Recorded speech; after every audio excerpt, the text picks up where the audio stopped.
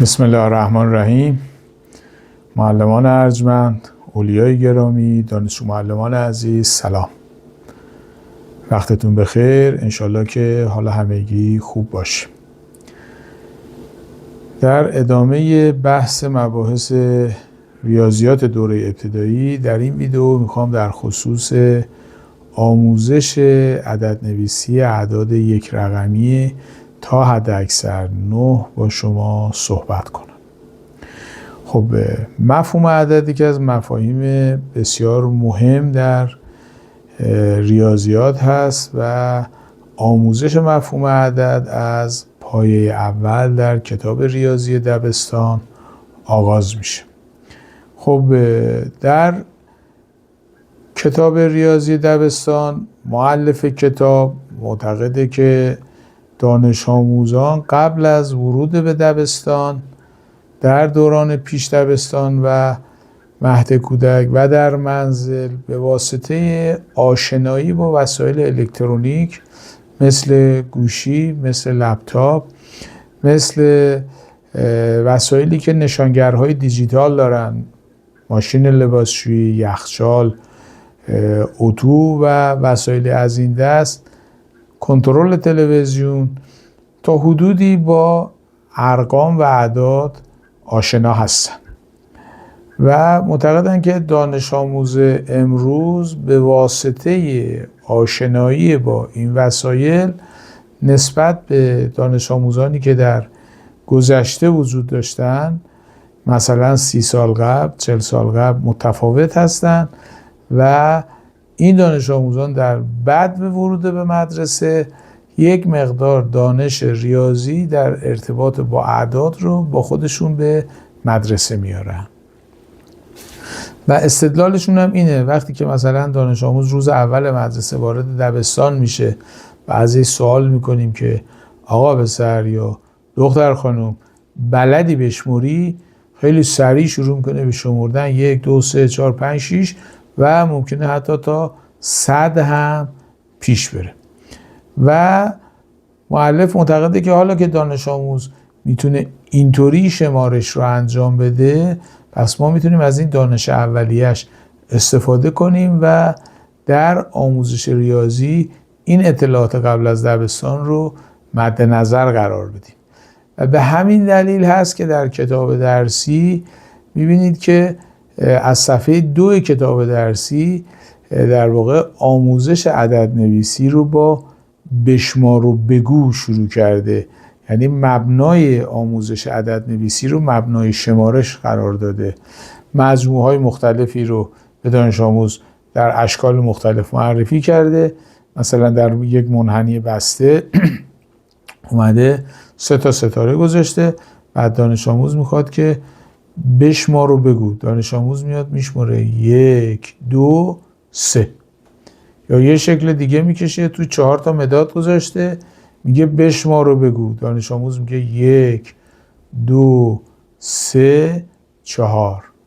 یا مثلا فرض کنیم که 2 تا انگشت رو نشون داده، میگه بشمار و بگو. دانش آموز میگه 1 2 و همین ترتیب تا 5. مجموعه 5 عضوی رو به دانش آموز نشون میده، باز با بشمار و بگو دانش آموز میاد میگه 1 2 3 4 5 و به این ترتیب در واقع با استفاده از بشمار و بگو میاد مجموعه های مختلف رو از 1 عضوی تا 5 عضوی میشمره و در واقع کار شمارشی رو انجام میده. در صفحات بعدی کتاب در واقع بشمار و بگو رو ارتقا داده به ببین و بگو. حالا این دفعه مجموعه 3 عضوی رو میبینه و به جای اینکه بگه 1 2 3 اون عدد پایانی رو میگه این مجموعه 3 تا عضو داره و اون 1 2 رو در واقع ذهنی رد میکنه. یا وقتی 5 انگشت رو بهش نشون میده دیگه نمیگه 1 2 3 4 5، میشمره تو ذهنش 1 2 3 4 رو و اون 5 رو به عنوان عدد نهایی چیکار میکنه؟ مطرح میکنه و به این ترتیب در واقع کتاب عدد نویسی 1 تا 5 رو به دانش آموز با استفاده از شمارش میاد آموزش میده. اما ببینید دوستان، نکته‌ای که وجود داره به نظر من مؤلف در این قسمت شاید دقت کافی رو به عمل نیاورده و روی دانش ریاضی قبل از دبستان دانش آموزان در بحث عدد نویسی بیش از حد حساب کرده. درسته که دانش آموز در ابتدای سال تحصیلی وقتی میگیم بلدی بشموری از 1 تا 100 یا برخی تا 80 یا برخی دیگه حداقل تا 50 میشمرن، اما ممکنه که درک صحیحی از اعداد برای این دانش آموزان ایجاد نشده باشه و این شمارش مثل یک شعر مهد کودک باشه.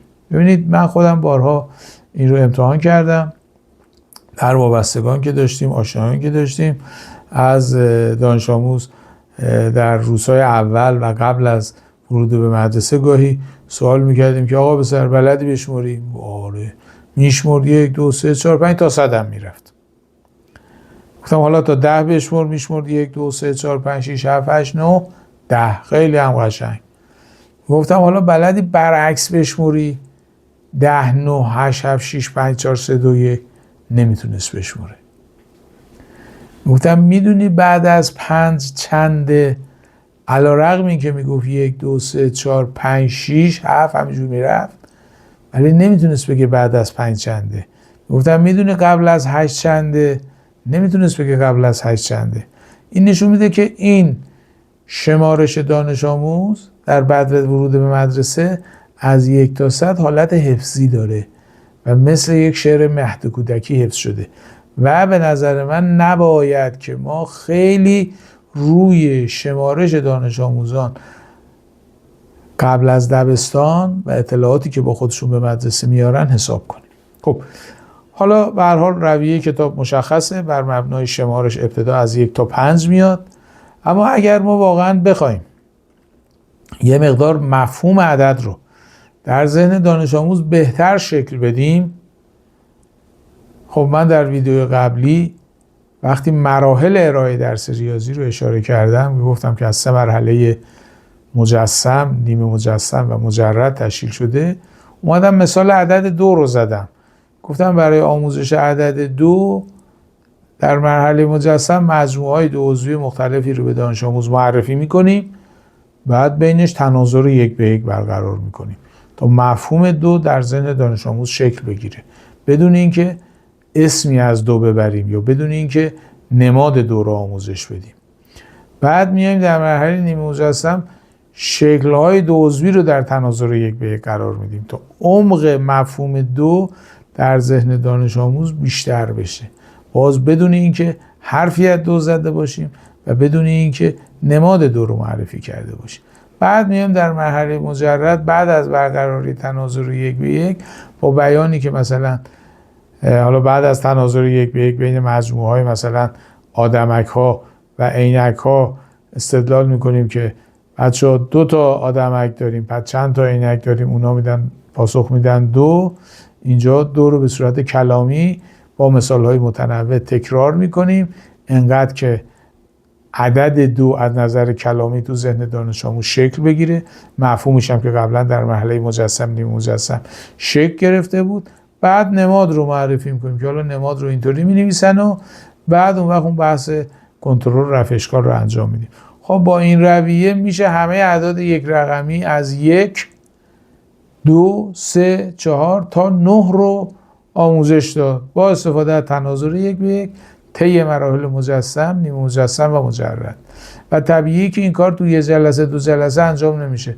برای آموزش هر کدوم از این اعداد ما باید 1 جلسه وقت بذاریم تا مفهوم عدد در ذهن دانش آموز به طور کامل و مناسب شکل بگیره. حالا در بین متخصصین آموزش ریاضی این نقل هم وجود داره. گاهی میگن که اصلا عدد نویسی رو از 1 شروع نکنید. البته کتاب از 1 شروع کرده. خب از 1 ما بخوایم شروع کنیم، عرض کردم یه مجموعه 1 عضوی رو در حالت مجسم نیمه مجسم در تناظر 1 به 1 قرار میدیم. در مرحله مجرد 1 رو به صورت کلامی معرفی میکنیم، بعد نمادش آموزش میدیم و اون 2 مرحله رو هم تکرار میکنیم. اما میگن که چون یه مفهوم خاصه بهتر از 2 شروع کنیم، 2 رو آموزش بدیم، 3 رو آموزش بدیم، 4 رو آموزش بدیم، بعد 1 رو آموزش بدیم، بعد 5.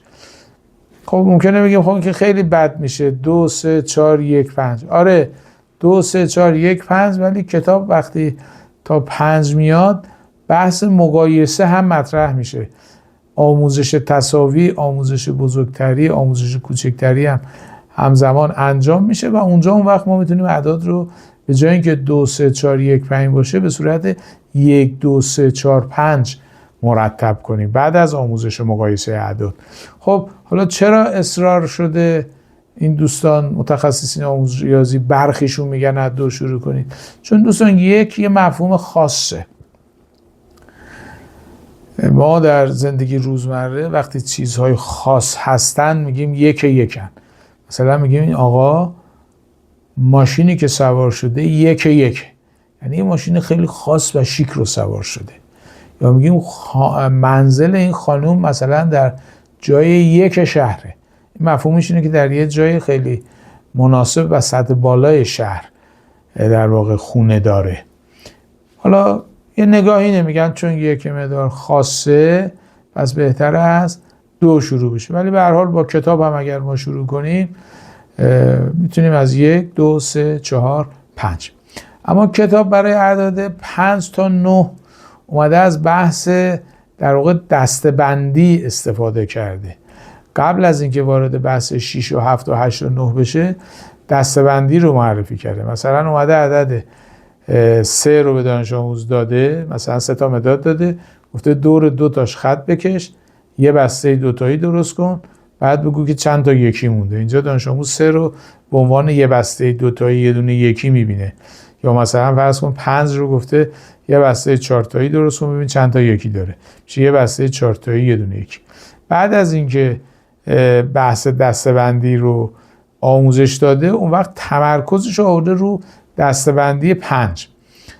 اعداد 6 تا 9 رو اومده به صورت یک بسته 5 تایی و چند تا یکی مطرح کرده. مثلا وقتی اومده 6 رو آموزش بده 6 رو به صورت یک بسته 5 تایی و یه دونه یکی معرفی کرده. یا 7 رو به عنوان یه بسته 5 تایی 2 تا یک. 8 رو به عنوان یه بسته 5 تایی 3 تا یک.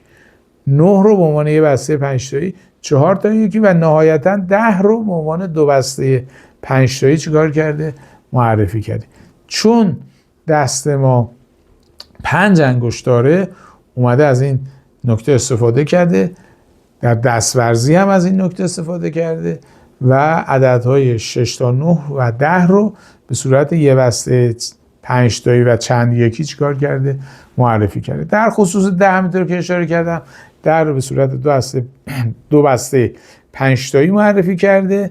بعد اومده نماد عدد 10 رو معرفی کرده. بعد اومده سراغ ارزش مکانی. اینجا من به نظرم میرسه که آموزش اعداد 2 رقمی که وقتی از 10 شروع میشه به نظر من بهتره که با دقت و حوصله بیشتری انجام بشه. حالا انشالله وقتی به بحث اعداد 2 رقمی رسیدیم توضیحات بیشتری رو خدمتتون عرض خواهم کرد. اما در خصوص اعداد 1 رقمی کتاب این رویه رو دنبال کرده. ما اگر بخوایم برای عمق بیشتر مطلب از اون بحث در واقع تناظر 1 به 1 استفاده کنیم، مراحل مجسم، نیم مجسم، مجرد رو دنبال کنیم که از 1 شروع میکنیم 2 3 4 5 6 تا 9 میتونیم با یک رویه ثابت پیش بریم، اعداد رو معرفی کنیم، نماد رو معرفی کنیم و به این ترتیب در واقع مفهوم اعداد 1 تا 9 رو با عمق و درک بیشتری در کنار آموزش کتاب درش پیدا کرد. خب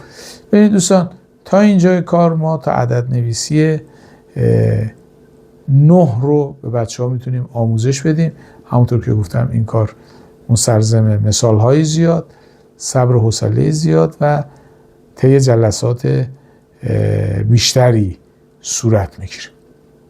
خب من تا اینجا عدد نویسی اعداد 1 رقمی رو براتون صحبت کردم، هم مسیر کتاب رو اشاره کردم با استفاده از شمارش، هم مسیر دیگر استفاده از مفهوم تناظر 1 به 1، مفهوم هم عدد بودن مجموعه ها و کاردینالیتی 2 مجموعه هم عدد بود.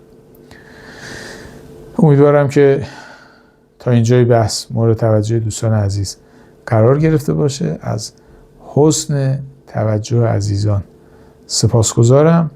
همه عزیزان رو به خداوند بزرگ میسپارم. سلامت و سرافراز باشید.